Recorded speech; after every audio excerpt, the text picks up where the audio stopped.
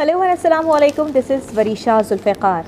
Last video में हमने Turkey की डॉक्यूमेंटेशन के हवाले से कुछ बात की थी कि अगर आप विज़िट वीज़ा अप्लाई करना चाहते हैं तो आपको कौन कौन से डॉक्यूमेंट्स की ज़रूरत है। तो उसी की कंटिन्यूटी में आज हम कुछ मज़ीद बात करेंगे और इस वीडियो में हम 3 चीज़ों को कवर करेंगे। पहली चीज़ कि जब आप इन डॉक्यूमेंट्स को लेकर एनाटोलिया जाते हैं तो वहाँ का माहौल कैसा होता है, क्या एक्सपेक्टेशंस होती हैं आपकी और वहाँ पर आपको कैसे वेलकम किया जाता है। दूसरी हिस्से में हम फ़ेक डॉक्यूमेंट्स के हवाले से बात करेंगे। लास्ट टाइम भी मैंने फ़ेक डॉक्यूमेंट्स के हवाले से बात की थी, लेकिन इसको थोड़ा सा डिटेल में समझाना मैं समझती हूँ कि बहुत ज़रूरी है। तीसरी चीज़, वीज़ा रिक्वेस्ट लेटर किस तरह से बनाना है, तो वो मैं आपको थोड़ा सा बता दूँगी ताकि अगर आप ख़ुद से वीज़ा अप्लाई कर रहे हैं तो आपके लिए आसान हो जाए।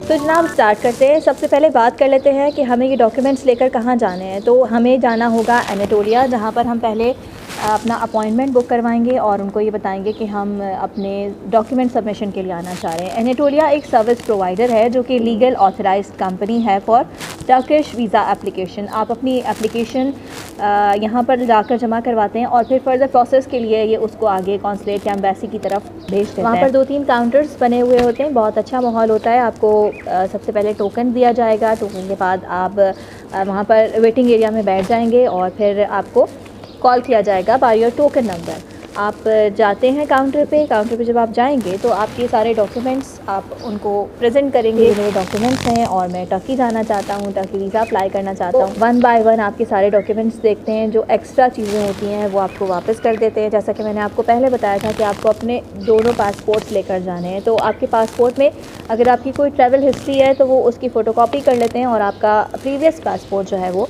आपको वापस कर दिया जाता है। दूसरी चीज़ ये है कि सारे डॉक्यूमेंट्स देखने के बाद वो आपको एक वीज़ा इंटरव्यू फॉर्म देते हैं। वो वीज़ा इंटरव्यू फॉर्म आपने फ़िल करना है। उसमें कोई मुश्किल चीज़ नहीं होती। आपसे चंद सवालात किए जाते हैं, आपकी एजुकेशन के बारे में पूछा जाता है, ये पूछा जाता है कि आपको इंग्लिश लैंग्वेज बोलनी आती है या नहीं आती, आपकी ट्रैवल हिस्ट्री क्या है, आपने कहाँ कहाँ ट्रैवल किया है, इससे पहले अगर आप किसी शेंजन कंट्री में गए हैं तो क्या कोई वीज़ा रिफ्यूज़ल आपका आया है, अगर आपने टर्की में इससे पहले कभी अप्लाई किया है तो क्या वहाँ पर कोई रिफ्यूज़ल आया है, आप टर्की क्यों जाना चाहते हैं, कितने दिन के लिए जाना चाहते हैं, आपका क्या प्लान है, आपके साथ कौन कौन ट्रैवल कर रहा है। तो ये सारी चीज़ें हैं जो आपको वीज़ा इंटरव्यू फॉर्म में फ़िल करनी होंगी। और अगर आप थोड़ा सा घबरा रहे हैं, आपको समझ में नहीं आ रहा, तो उसमें कोई मसला नहीं होता, वो प्रॉपर्ली आपको गाइड कर देते हैं। ये फॉर्म फिल करने के बाद आप उसी काउंटर पे प्रेजेंट करेंगे, जिसके बाद वो आपको दूसरे काउंटर पे भेजते हैं जो कि कैश काउंटर है। कैश काउंटर पे जाके आपने फ़ीस देनी है। उसके बाद उस काउंटर पे वापस आना है जहाँ पर आपने अपने डॉक्यूमेंट सबमिट करवाए थे और वो आपको स्टैंप लगा कर दे देंगे और विदिन 12 to 15 वर्किंग डेज़ आपका वीज़ा आ जाता है। तो जब आपका वीज़ा आ जाता है तो आपने वो जो फ़ी वॉचर है उसके साथ अपना FRC लेकर जाना है और वो आपको प्रेजेंट करना है। उसके लिए एक और काउंटर वहाँ पर मौजूद है जहाँ पर आपके सारे पासपोर्ट्स रखे हुए होते हैं। तो जब आपका वीज़ा आ जाएगा तो आपको कॉल की जाती है कि आप आकर अपना पासपोर्ट ले जाएं, लेकिन वो आपको ये नहीं बताते कि वीज़ा लग चुका है या नहीं, वो आपको जाकर देखना होता है। कि अगर आप किसी ट्रैवल एजेंट के थ्रू अप्लाई कर रहे हैं और वो आपको ये कह रहा है कि कोई इंटरव्यू कॉल नहीं आएगी, आपसे आपकी इन्फॉर्मेशन के हवाले से कुछ नहीं पूछा जाएगा, तो ये सरासर गलत है। आपको कॉल आती है, आपसे ये पूछा जाता है कि आप क्या काम करते हैं, कहाँ काम करते हैं, कितने अरसे से काम करते हैं, आपका नेचर ऑफ़ वर्क क्या है। और अगर आप वहाँ पर घबरा जाते हैं तो ऑब्वियसली आपके वीज़ा लगने के चांसेस कम हो जाते हैं। बॉडी लैंग्वेज बहुत मैटर करती है। आप कॉन्फिडेंटली वहाँ पर जाइए, वहाँ का स्टाफ बहुत फ्रेंडली है। आपको किसी किस्म की कोई परेशानी होती है तो वो आपको प्रॉपर्ली गाइड करते हैं और आपको परेशान होने की कोई ज़रूरत नहीं है। इवन अगर आप फ़र्स्ट टाइम ट्रैवल कर रहे हैं तो भी आपको परेशान होने की ज़रूरत नहीं है। कॉन्फिडेंटली जाएं और अपने सारे डॉक्यूमेंट्स दें, क्योंकि घबराता वो शख्स है जो कोई गलत काम कर रहा होता है। सिंपली आप अपने तमाम ही डॉक्यूमेंट्स जमा करवाएं, कॉन्फिडेंटली जाएं, कॉन्फिडेंटली वापस आएँ, पॉजिटिव रहें कि आपका वीज़ा आ जाएगा और आप टर्की ट्रैवल करेंगे। सेकेंड पार्ट इस वीडियो का है फ़ेक डॉक्यूमेंट्स के हवाले से, जो मैं पहले भी डिस्कस कर चुकी हूँ, लेकिन मैं बार बार इस पर ज़ोर इसलिए दे रही हूँ क्योंकि अगर आपको कोई मिसगाइड करता है तो इसका नुकसान आपको होगा। जिस शख्स ने आपको मिसगाइड किया होगा उसका कोई भी नुकसान नहीं होगा। आप किसी ट्रैवल एजेंट के पास जाते हैं, आपकी सैलरी अगर कैश में आ रही है या आप जॉब नहीं करते, आपका कोई बिज़नेस भी नहीं है, आप अनएम्प्लॉयड हैं, लेकिन आप जाना चाहते हैं, तो वो आपको ये कहेगा कि डॉक्यूमेंट्स हम बना देंगे, आप हमें इतने पैसे दे दें। तो आप ये ज़रूर देखें कि अगर आप डॉक्यूमेंट्स बनवा रहे हैं तो वो आपको किस कंपनी का एम्प्लॉय शो। मिसाल के तौर पर वो आपसे कहता है कि आप को हम अपना ही एम्प्लॉय शो करेंगे कि आप हमारी ट्रैवल एजेंसी में जॉब करते हैं। तो आप ये देखें कि एक ट्रैवल एजेंट जो होता है या वहाँ पर जो दीगर अमला काम कर रहा होता है उनका नेचर ऑफ वर्क क्या है। अगर कोई आपसे अचानक से कॉल करे और ये पूछ ले कि आप ट्रैवल एजेंट हैं, आप ट्रैवल एजेंसी में काम करते हैं, तो आप ये बताएं कि अमेरिका की रियासतें कितनी हैं, या आप ये बताएं कि सिंगापुर का कैपिटल क्या है। इस तरह का कोई सवाल किया जा सकता है, क्योंकि आपका नेचर ऑफ वर्क ऐसा है तो आपको बताना पड़ेगा। लेकिन अगर आपके फ़ेक डॉक्यूमेंट्स होंगे तो ऑब्वियसली आप पकड़े जाएंगे। अगर कोई आपको ये कहता है कि वो आपको फ़ेक डॉक्यूमेंट्स बनाकर दे देगा, आपको सैलरी स्लिप भी बनाकर दे देगा, एम्प्लॉयमेंट लेटर भी बनाकर दे देगा, का जो बैंक स्टेटमेंट है अगर वो आपकी सैलरी से मुताबिकत नहीं रखता है, वो रिफ्लेक्ट नहीं कर रहा है, तो ये आपके लिए बहुत बड़ा मसला हो सकता है और इस रीज़न पर भी आपका जो वीज़ा है वो रिजेक्ट हो सकता है। और अगर आपका वीज़ा रिजेक्ट हो जाता है तो टर्किश एम्बेसी वाले आपके पासपोर्ट पर बैक साइड पर रिजेक्शन का स्टैम्प लगा कर देते हैं, विच इज़ वेरी बैड। तो अगर आप जॉब नहीं करते और अगर आप अनएम्प्लॉयड हैं तो बेस्ट ऑप्शन ये है कि आपके फादर, आपकी मदर, बहन, भाई अगर कोई भी जॉब करता है तो वो आपको स्पॉन्सर कर सकता है। उसका साथ में लेटर लगेगा, सारे डॉक्यूमेंट्स लगेंगे और उनकी तरफ से एक लेटर ये जाएगा कि मेरा भाई है या मेरा बेटा है या मेरी बेटी है और ये ट्रैवल करना चाह रही है, तो मैं इसको सपोर्ट कर रहा हूँ, ये मेरे सारे डॉक्यूमेंट्स हैं, मैं जॉब करता हूँ, अच्छा कमाता हूँ, मेरा बैंक स्टेटमेंट अच्छा है। तो इन बेसिस पर भी आपको वीज़ा आसानी से मिल सकता है। और दूसरी चीज़ ये है कि अगर जो शख्स आपको सपोर्ट कर रहा है वो भी साथ में वीज़ा अप्लाई करे, बेशक वो ट्रैवल ना करे, आपका वीज़ा आ जाए, आप ट्रैवल करें। अगर उसका दिल नहीं चाहता ट्रैवल करने का, वो ना करे, 6 मंथ्स के अंदर अंदर बाद में भी ट्रैवल कर सकता है वीज़ा एक्सपायर होने से पहले। तो इस तरह से भी वीज़ा आपका आसानी से लग सकता है।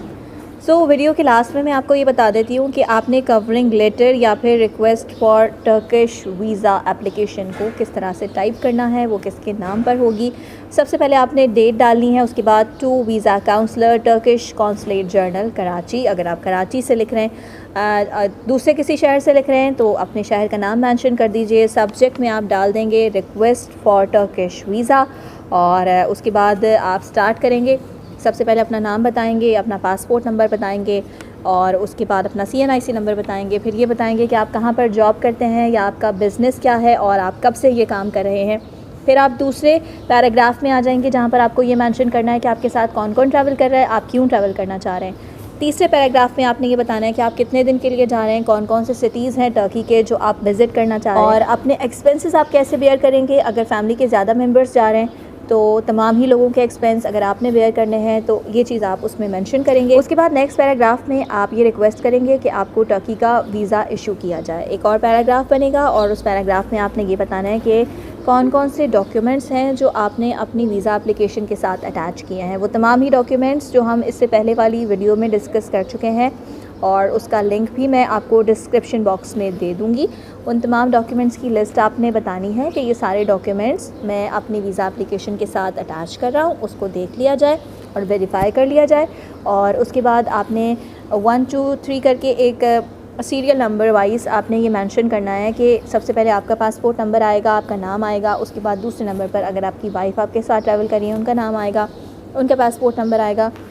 ऐसे जितने भी लोग आपके साथ ट्रैवल करें, और अगर आप अलोन ट्रैवल करें तो फिर इस चीज़ की नीड नहीं है, आप नीचे सिग्नेचर्स कर देंगे, बेस्ट रिगार्ड्स लिख देंगे और ये हो गया आपका कवरिंग लेटर या फिर रिक्वेस्ट लेटर तैयार। तो जनाब आज के लिए इतना ही, लेकिन आने वाले वीडियोज़ में मैं आपको बताऊँगी कि अगर आप कहीं भी किसी भी कंट्री का स्टूडेंट वीज़ा अप्लाई करना चाहते हैं तो उसके लिए डॉक्यूमेंटेशन कैसे होगी। और ये बहुत ही आसान होता है, थोड़ा सा लेंथी प्रोसेस होता है, डॉक्यूमेंट्स बहुत ज़्यादा इन्वॉल्व होते हैं, लेकिन मैं यही प्रेफर करूँगी और आपको कहूँगी कि थोड़ी सी मेहनत कर लें, थोड़ी सी कोशिश कर लें और अपना काम ख़ुद से करें, क्योंकि ये जो कंसल्टेंट्स होते हैं ये बहुत पैसे लेते हैं और उसके बाद जब आप जाते हैं तो आपको ये बहुत सब्ज़ दिखाते हैं। आपको ऐसा लगता है कि आप जहाँ जाना चाहते हैं वहाँ पर पहुँच गए, लेकिन ऐसा होता नहीं है। Most of the time visa reject हो जाता है। कभी कभी ऐसा होता है कि वो आपका काम नहीं करके देते, आपके पैसे ले लेते हैं और आप इंतज़ार करते रह जाते हैं, आपके सारे ख्वाब चकनाचूर हो जाते हैं, आपके जितने भी ख्वाब होते हैं वो टूट जाते हैं। तो इससे बचने के लिए थोड़ी सी मेहनत करें। ज़ाहिर है कि आप पढ़े लिखे हैं,